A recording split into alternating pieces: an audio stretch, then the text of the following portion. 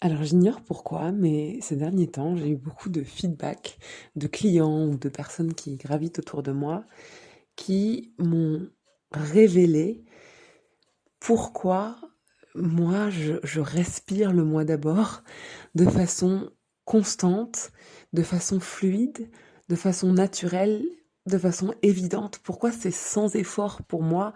Pourquoi vraiment je suis le centre de ce moi d'abord, dans le sens où chez moi c'est pas un apprentissage, c'est pas un mantra qu'il faut que je me répète pour l'appliquer, c'est vraiment quelque chose que je respire, quoi. Et c'est vrai que j'étais souvent surprise d'observer que les personnes avec qui j'ai échangé sur ce sujet, qui m'interrogent sur ce sujet, qui sont inspirées par ce que j'incarne, etc. Suite à une conversation avec moi, par exemple, ils avaient envie d'expérimenter ces codes-là, mais que à chaque fois, en fait, il faisait un ping-pong avec le moi d'abord. C'est-à-dire que dans mon énergie ou sur un élan de connexion avec moi, ils allaient se reconnecter à eux-mêmes, toucher leur vérité, s'affirmer un moment. Ça pouvait produire vraiment des effets vraiment vertueux dans leur vie ou dans leur relation. Mais assez vite, ils en revenaient ensuite à leur schéma précédent, inscrit dans le compromis, le non-dit, la dilution du soi, le sacrifice, etc. Et très sincèrement, je me suis souvent demandé, mais pourquoi cette fréquence du moi d'abord, elle est si challenging à soutenir sur la durée, alors que pour moi, c'est la quitter qui me coûte. Encore une fois, ces feedbacks ces derniers temps m'ont vraiment donné des pistes. Et c'est ce que j'ai envie de déposer sur cet épisode. Je commencerai par dire que pour moi, le moi d'abord, ça n'a jamais été un droit, ni un luxe, ni quelque chose que je mérite après m'être suffisamment sacrifié. Donc ça, j'en ai déjà parlé sur d'autres épisodes, mais je le repose ici parce que c'est pas une permission que je me donne, c'est pas une revanche que je prends, et c'est pas non plus une compensation en mode j'ai bien donné là, je peux bien, c'est vrai, penser à moi un peu. Pour moi, il y a tout simplement pas d'autre voie viable. Parce que ce qui n'est pas aligné pour moi ne le sera pas plus si je prends la voie qui n'est pas alignée pour moi. Donc dès le départ, je vais pas m'engouffrer dans une voie qui n'est pas alignée pour moi, parce que si elle n'est pas alignée au début, il n'y a pas de chance que tout d'un coup, elle devienne alignée au moment où je me suis compromis. Et parce que je crois pas qu'il soit juste que qui que ce soit désaligné en fait, ni moi ni l'autre. Alors déjà, une raison très simple de pas aller dans quelque chose qui n'est pas du moi d'abord, donc de pas aller dans du désalignement, dans du compromis ou du sacrifice, c'est que si je sens que ça va pas être juste pour moi, je sais déjà qu'il y aura une personne pour qui ce sera pas juste, à savoir moi. Donc comme je sais qu'il existe toujours un chemin pour lequel tout le monde y gagne, je sais déjà que c'est pas celui de mon désalignement. Donc déjà ça c'est tout bête, mais c'est très clair pour moi. Et je vis depuis cette vérité simple que si quelque chose n'est pas juste pour moi, alors ce ne sera jamais juste pour l'autre non plus. Je crois pas qu'on serve quelqu'un en lui offrant une présence qui n'est pas vraie, ou je crois pas qu'un compromis nourrisse une relation, ou je crois pas qu'un sacrifice élève qui que ce soit. Je crois que seule ma vérité peut nourrir l'âme de l'autre. Pour moi, la vérité, c'est le langage de nos âmes.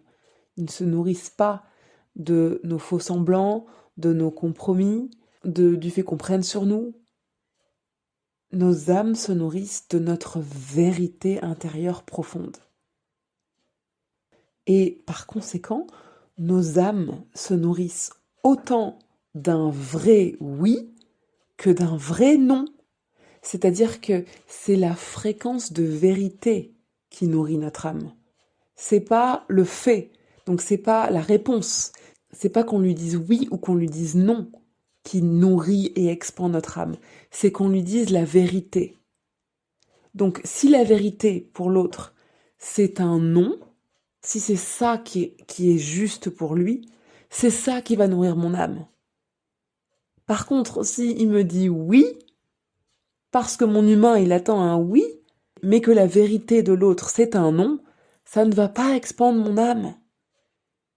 Moi, je crois tellement en la puissance des vrais noms, des noms sacrés.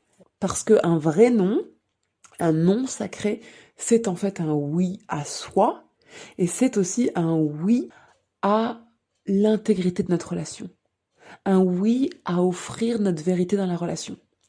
Un oui à voir l'autre dans sa puissance, à répondre à l'âme de l'autre et pas à son humain. Donc, derrière un non qui est vrai, il y a tellement de puissance. Et pourtant, moi aussi, je vis tous les jours des situations qui me demandent de choisir le courage du moi d'abord plutôt que la facilité de ce qui est attendu. C'est-à-dire que même si je vis depuis le moi d'abord, je ressens la tension, je ressens le moment de bascule où je pourrais choisir la réponse qui est attendue par l'humain de l'autre ou par les autres humains qui nous entourent, par les conventions. Et ça, je suis confrontée à ça comme tout le monde, à peu près tous les jours, et parfois dans des situations qui sont particulièrement émotionnellement challenging. Ces derniers mois, j'ai traversé une situation très confrontante avec l'une de mes amies d'enfance, une amitié de 25 ans. Et en fait, bon, je vais pas rentrer dans les détails, mais en gros, voilà, il y a un événement, l'été 2025, qui a fait émerger des non-dits sur lesquels j'ai réalisé que notre relation, elle reposait depuis maintenant quelques années. Et bon, après voilà, l'événement et la tension qui en a suivi, en fait, tout aurait pu reprendre comme avant. C'est-à-dire que elle est revenue vers moi un peu comme l'air de rien pour essayer de reprendre contact. Et j'ai bien senti que c'était ce qui était attendu de moi.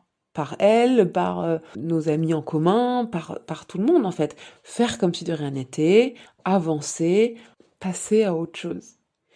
Et j'ai bien senti à ce moment-là la tentation d'aller dans la facilité quelque part. Parce que d'un point de vue extérieur, reprendre comme avant, ça aurait été perçu comme gentil, mature, raisonnable, ne pas faire d'histoire.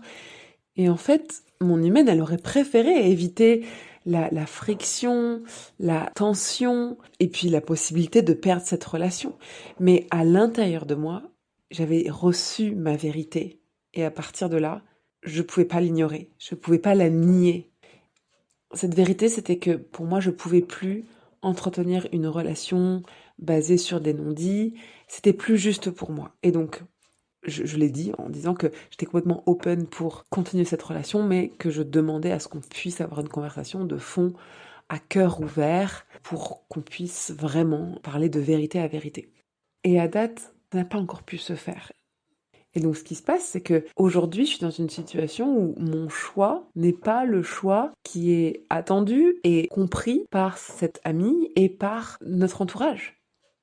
Mais pour moi, reprendre comme avant, ça aurait signifié me trahir, me taire là où quelque chose demandait à être dit.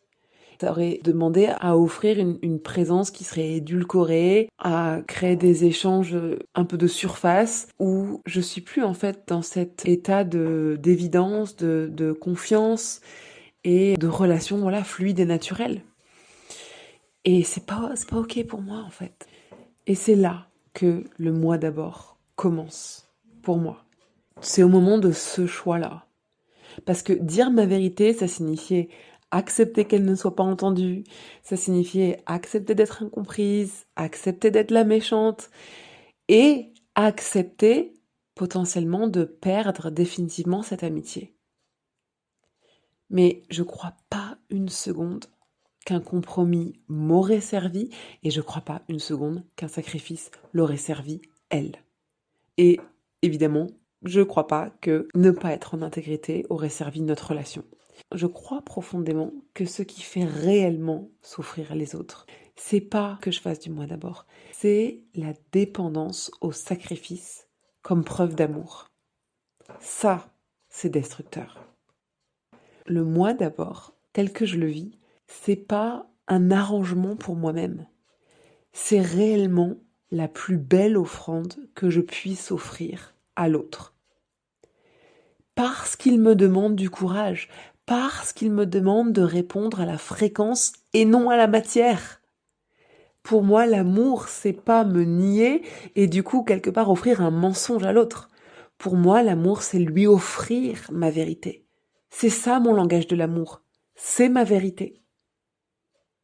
Donc je ne réponds pas à ce qui arrange, ni mon humaine, ni la sienne. Je réponds à ce qui est vrai. Et je réalise que c'est souvent pour ça que le moi d'abord ne tient pas dans le temps, en fait, chez les personnes qui juste, voilà, croisent mon univers, mais qui n'inversent pas le paradigme. C'est pas parce que le moi d'abord va trop loin, c'est parce qu'il est vécu, c'est parce qu'il est utilisé comme un droit à se prioriser au moment où on s'est trop donné. Il n'est pas vécu comme une offrande aux autres, comme une offrande de vérité. Parce que c'est jamais le fait de s'écouter qui pose problème. C'est l'espace depuis lequel on s'écoute. C'est la fréquence depuis laquelle on se choisit. Quand le moi d'abord, il est vécu depuis la réparation de l'humain. L'humain qui demande réparation, l'humain qui se dit ah ben c'est bon, hein, j'ai assez donné, maintenant je mérite un peu. Hein. Bon allez, c'est à moi de me prioriser. Hein. Ah puis ils me doivent bien ça. Ah puis pour tout ce que j'ai donné, je peux bien faire un peu attention à moi d'abord.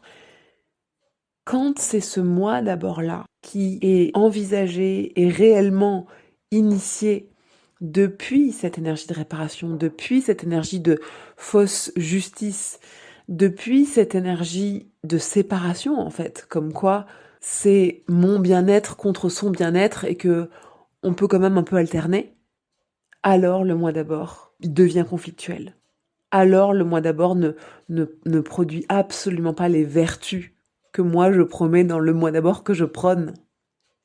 Mais quand il est vécu depuis la fréquence de l'amour, de la paix, depuis le courage de l'intégrité, depuis la dévotion à la vérité comme plus belle offrande au monde, le moi d'abord devient la plus haute forme d'altruisme. À partir de là, la vraie question c'est plus est-ce que j'ai le droit de me choisir ? Et pourtant je sais que c'est encore à partir de cette question qu'il y a des gens qui viennent dans mes univers. C'est « Ah, Marion, elle nous offre l'autorisation, la possibilité, elle nous montre qu'on peut se choisir. Ah, mais ouais, je me rends compte que j'ai le droit de me choisir.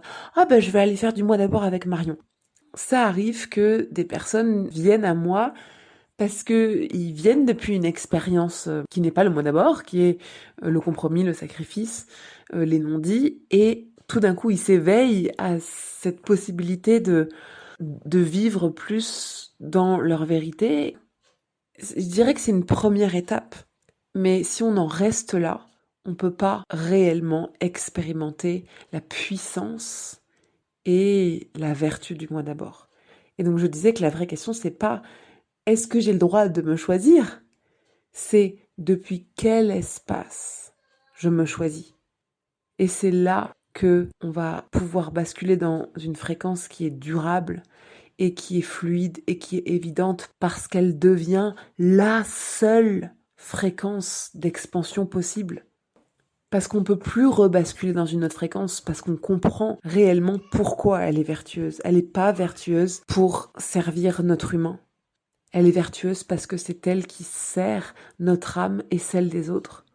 Et c'est exactement parce qu'il y a besoin de temps et réellement d'une immersion quotidienne, régulière dans cette fréquence-là, depuis ce centre-là, et non pas depuis l'énergie de réparation, que j'offre des espaces de haute proximité, comme mes one-on-one ou comme Divine Égoïste, qui est vraiment l'espace d'incarnation du moi d'abord.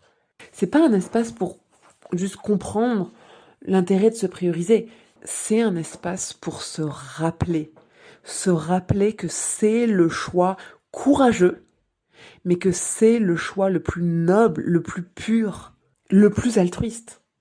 Et c'est surtout un espace pour le vivre depuis la bonne fréquence.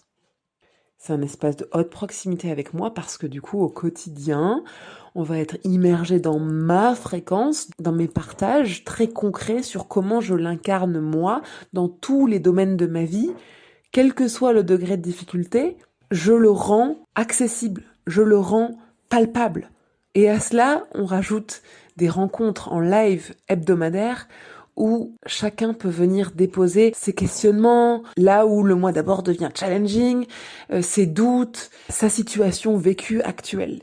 Et moi, j'offre à nouveau cette fréquence de paix, cette fréquence d'amour dans lequel mon moi d'abord est ancré. Et c'est vraiment à force de toujours être rappelé à cette fréquence-là d'initiation du moi d'abord, sur plusieurs mois. Divine Égoïste, c'est 6 mois ou 1 an. Parce que ce sont des personnes qui décident réellement de déconstruire le besoin de réparation ou l'image de l'égoïsme au sens propre et qui veulent vraiment réancrer, se rappeler de cet espace pur et intègre depuis lequel on peut vivre le moi d'abord au service du soi et des autres et du monde. Parce que pour moi, le moi d'abord, c'est pas du tout le choix de la facilité, c'est le choix du courage. Et donc exactement là où le courage vacille, là où on a envie de satisfaire l'autre humain parce que c'est tellement plus facile, eh bien, d'être constamment dans ma fréquence et avec mes vocaux plusieurs fois par semaine et ensuite toutes les semaines être en live avec moi dans ma fréquence et pouvoir déposer cette situation qui est challengeante, à force de se choisir dans le choix courageux, à force d'être rappelé à cette fréquence centre de l'amour, de la paix, de l'intégrité et du moi d'abord comme offrande et non pas comme droit, et non pas comme luxe, et non pas comme mérite, mais comme offrande, comme cadeau à l'autre. À force d'être rappelé à cette fréquence-là, on finit par voir qu'il n'y a pas de choix plus beau. Et c'est comme ça qu'on maintient cette fréquence sur la durée. Le moi d'abord n'est pas une posture confortable. C'est une voie de vérité. Et pour moi, il n'y a pas de plus belle manière de créer, d'impulser, de servir et d'aimer.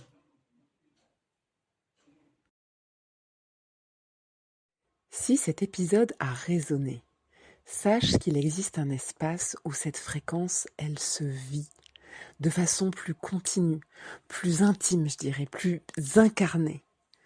Divine Égoïste. C'est mon immersion privée de haute proximité et elle existe déjà. J'y emmène ces codes, mais dans la matière, dans le réel, dans le concret, dans l'expérience vécue au quotidien. Et je rends cet espace accessible pour celles et ceux qui désirent incarner, en expérimentant ensemble, en temps réel, au-delà de la simple prise de conscience. Pour y accéder, les informations sont disponibles dans la description de l'épisode.